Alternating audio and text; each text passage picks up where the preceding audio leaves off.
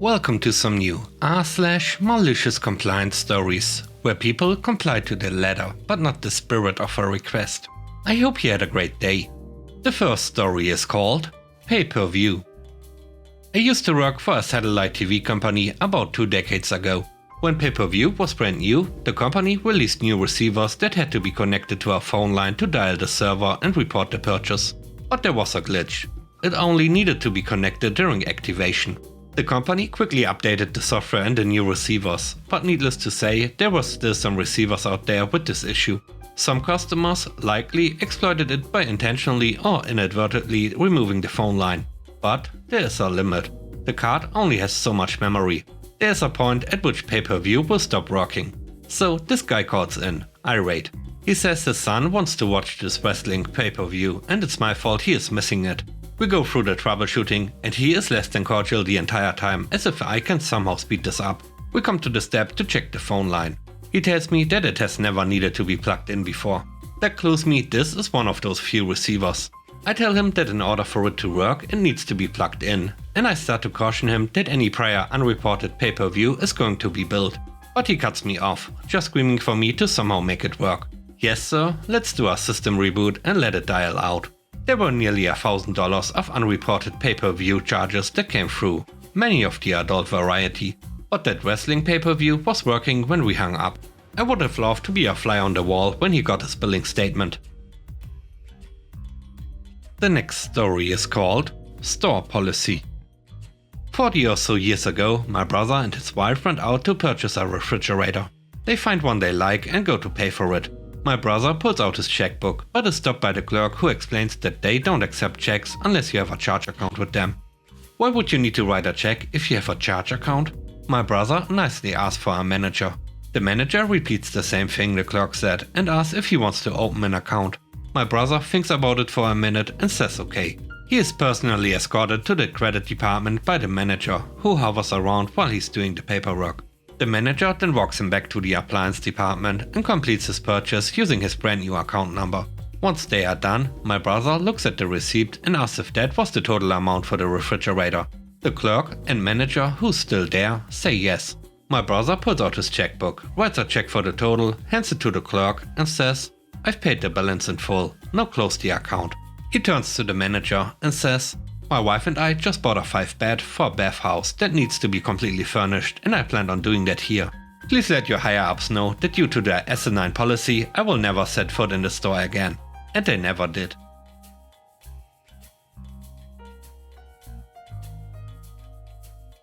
The third story is called Have Fun with the Jobs.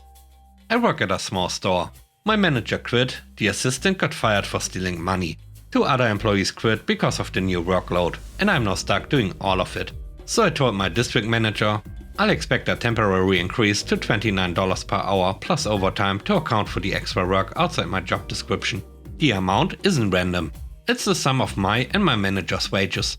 Expect me to do the work of 5 people? Pay me. He says no, and that I am not expected to do any more than my agreed upon job description. His exact words were, "Just keep doing your job. Nobody is expecting you to do the other jobs as well." So I do just that. I don't do the deposits, the security briefings, the sales reports, the containment inspections, etc. All tasks that are outside of my job description. My district manager gets mad, saying none of the work is done. "You told me you were not going to approve my temporary wage increases because you were not expanding my job task. Therefore, I did only my job." He threw a fit about me, obviously misunderstanding him, and I stopped and told him, "I didn't misunderstand you. I told you I would not do extra work without extra compensation."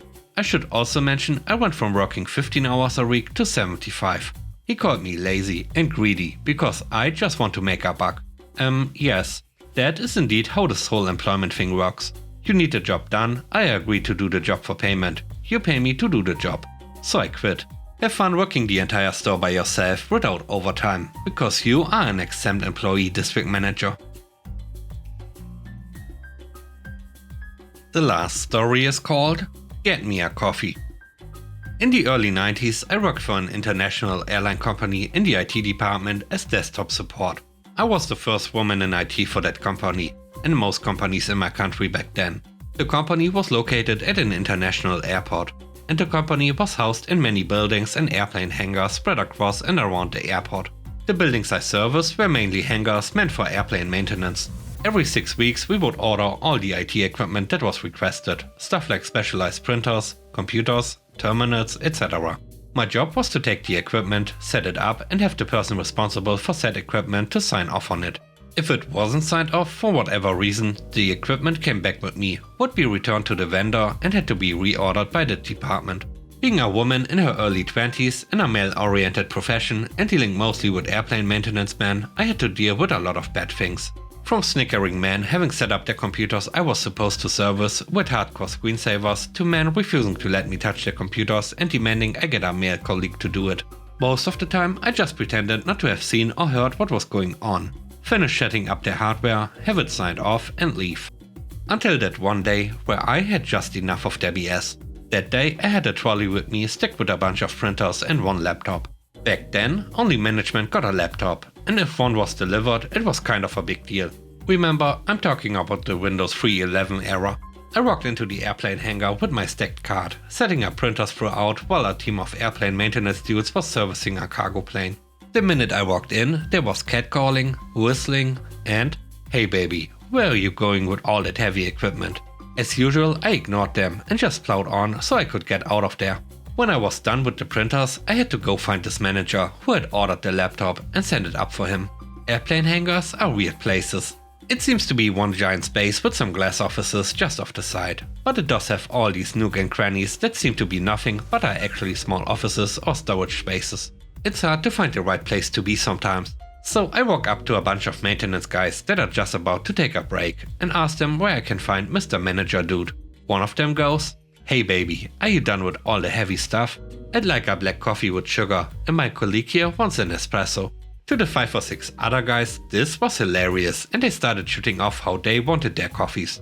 One of them actually brought out a tray and handed it to me, telling me to be quick about it. I'd about had enough and a thundercloud must have been forming around my head, because Mr. Manager guy, who just walked around the corner, goes, "Oh, what's up sweetie? Got your period?" Of course, this was hardly laughed at by all the other guys. I asked Mr. Manager guy if he wanted coffee too, and which kind. I can't remember what kind it was, but I took my card with the laptop on it, drive it to the coffee machine, made all the coffees, drive it back over and handed everyone their coffee order. When I handed Mr. Manager guy his coffee, he said, "Okay honey, let's go. I show you my office so you can set up my new laptop." I looked him in the eye, smiled and told him, "I can't, as I'm late for my next appointment with all the coffee orders. I really have to run. Unfortunately, your laptop will have to be returned and you will have to reorder one. So I will see you in 6 weeks. Bye." Of course, he tried to tell me he really needed that laptop now, and the coffee thing was all in good fun and I shouldn't be so sensitive, blah blah blah. When I just kept on walking with my cart, it turned ugly pretty soon. He called me names and said he was going to have me fired. Did I have any idea who he was, etc.? I just silently chucked everything in the car and drive off with him screaming after me. He did try to get me fired, but my manager had my back and made sure his reorder was delayed a few times to teach him a lesson. When I finally delivered his laptop 4 months later, he was very respectful though. Unfortunately, it wasn't the last time I had to deal with this kind of crap. And with that, we end today's video. Let me know what you think about the stories. On a scale of 1 to 10, how would you rate the stories and today's video? I hope you enjoyed the video. If you like what I do and want to support me, please subscribe and hit the like button. I hope you have a great day. Stay safe. Bye bye.